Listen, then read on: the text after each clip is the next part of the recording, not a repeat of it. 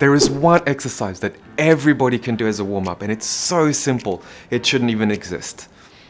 That doesn't make any sense. Anyway, today I'll reveal how science proved it and how you can slide this into your warm-up routine, if you have one. If you don't, then just make one up.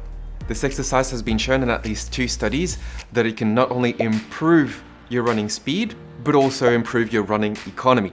Now I can hear some of you loud and clear, warm-ups are overrated. All you need to do is run a little bit slower at the beginning and then pick up your pace as you go along. But hear me well, we're talking about a significant increase in both your running speed and your running economy with just that little simple trick that you can do just before you go out for your run. Warm-up or not, definitely worth it for me. And although not as structured, I've personally been doing this for decades. Let's talk about it. Steady to safe motions. Once again, we're going to talk about the weakest muscular link in our running engine and how the body attempts to compensate for it. The idea is we take advantage of that compensation mechanism and we develop it. I'm talking, of course, about the calf muscle and how it affects the ankle joint. I mean, have a look at all the muscles that surround the hip, for example, the glutes, the quadriceps, the TFL, all of these large muscles, and around the knee, same thing, but around the ankle, we don't really have any muscle around it, just a few long thin ones and mostly tendons. Yet the muscle that takes the most load in distance running is the calf muscle. None of the big massive ones. The ankle is so important in distance running. There are so many injuries that can happen due to lack of range of motion of ankle or weakness in the ankles. It turns out that the body has a secret weapon to counteract the weakness of this tiny structure, and it's called the Achilles tendon. The Achilles tendon runs from the bottom of the calf muscle all the way down, and it inserts into the heel, or the heel bone, calcaneus. Like any tendon, it is more of a passive structure. It cannot contract like a muscle, it cannot relax. It serves more as an elastic, a thick elastic attachment of the muscle to a bone. In this case, it attaches the calf muscle onto the heel. So when the calf muscle contracts with the attachment to the heel, it's going to move the foot downwards in what we call plantar flexion. But this Achilles tendon is not just a passive rubber band, it's also a living structure, living tissue. It's alive! So as such, it can develop over time to adapt to the external environment. It could get stronger, thicker, it could get more elastic or stiffer, depending on what you do to it. And this is what we have to take advantage of. The Achilles tendon acts like a very tight spring that you're loading as you're pushing onto the floor, and that spring loading mechanism stores energy until it's released to help you push the foot off of the floor. That elastic recoil is what helps us bounce forward when we're running. Well, the calf itself is not contracting this much. It's kind of sort of freezing up instead. If you have a look at this calf, you can see it's not really contracting that much. It's just holding on. And you can just imagine the tension building up in the Achilles tendon right underneath the calf as it, boom, releases just there. That sort of frozen state, or it's isometric contraction for you nerds out there, allow to have a solid anchor point for the Achilles tendon to spring out of. So that's your Achilles tendon. That's what we want. This is when we have that spring loading mechanism. And that elastic recoil reduces the amount of work that's needed to produce the movement. Because contracting the muscle requires work. It requires energy, it requires oxygen to the muscles, food, and all sorts of stuff. While just passively using an elastic force like this doesn't require that much. That's how your body becomes more economical in running. So let's train that elastic recoil effect. The study that I'm referring to from 2019 took 2 groups of recreational runners. They measured different metrics like the stiffness of the foot arch. They also recorded their 3 kilometers finishing times.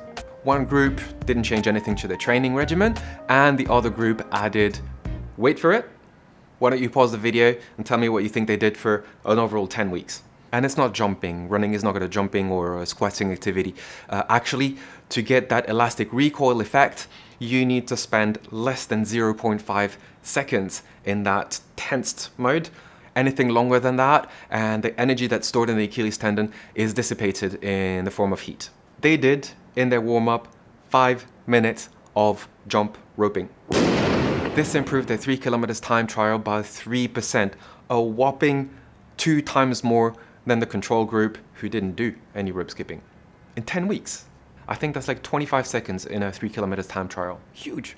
Not only that, but all their other metrics improved as well. So what could you do? You could do it exactly like the study design. I'm gonna put that on the screen so you can take a screenshot of it right here. Or you could do better, like what I'm going to suggest. I think it's better because, first of all, I don't know how to rope skip, so I'm gonna ditch the rope, but feel free to keep yours. But also, the study is over a period of 10 weeks, and so what do you do after 10 weeks? You're gonna stop running?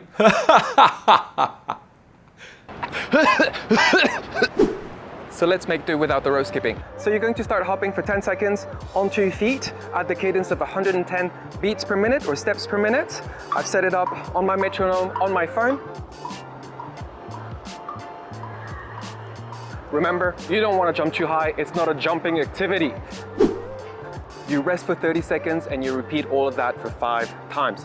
Following 2 weeks, you do that for 15 seconds. Weeks 5 and 6 for 20 seconds. Every time your rest intervals are about 30 seconds or less. On week 7 and 8, you increase your cadence as well to about 130, 140. Once you're done with your 8 weeks, this is when it gets interesting. You start to do it on a single leg. We're starting the protocol from scratch, so the cadence lowers as well, 10 seconds. 10 seconds each side. And for the rest of your running career, what you can do is in your warm-up include with 2 feet first. It's a warm-up, 30 seconds of hopping at a cadence of anywhere between 140 to 180. Do that 3 times. And after that, 30 seconds of hopping on a single leg at a cadence between 140 and 180. Do that 2 times. Now, really important to take advantage of that elastic recoil, you do need to bounce off, which means don't spend too much time going upwards. Don't spend too much time going downwards. Personally, I think that the cadence that is suggested in the study of 100 is a bit too low, so I would start at a minimum of 110 beats per second. I feel like there's no recoil, there's no rebound if the cadence is too low. Obviously, the higher the cadence, so the number of steps per minute or the number of beats per second per minute, the more you'll be using that recoil. That translates directly to running, where the faster you go, the more you're going to spring load that Achilles tendon and the more it's going to release energy into your push-off. Push-off. However, this is based on the assumption that your calf is strong enough to run. So before you get yourself into a potential injury, make sure you test the calf strength for running with those tests right here. And if you don't jump rope, make sure you start. And maybe I should too. À bientôt.